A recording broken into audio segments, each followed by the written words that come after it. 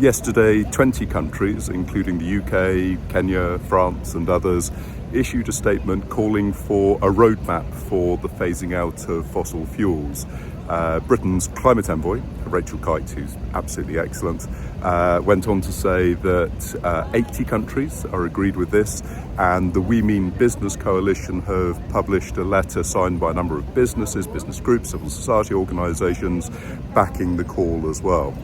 This takes us back in a way to COP28 in Dubai, where one of the most controversial issues was the inclusion of language saying we must move away from fossil fuels. The Secretary General of OPEC wrote a letter to OPEC member countries asking them to veto it, but that didn't happen. The language was included. But it's one thing to say we know that fossil fuels must have a shelf life. Actually, that roadmap as to how to move away from them is harder than it may sound. We know it's essential to avoid some of the worst possible scenarios ahead, and really important we do so quickly.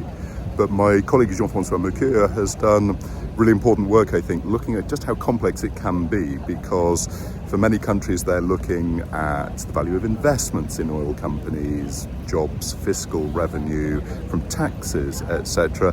But beyond that, much of the whole global financial system is kind of tied up with the oil and gas industry at the moment. That's why we talk of the petrodollar.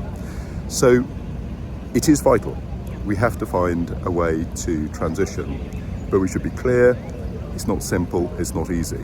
And we've also heard from the COP presidency that whilst those 80 countries have said this is an essential thing to do, there are others for whom it's a red line, that they do not want it in the final communique. So, interesting development.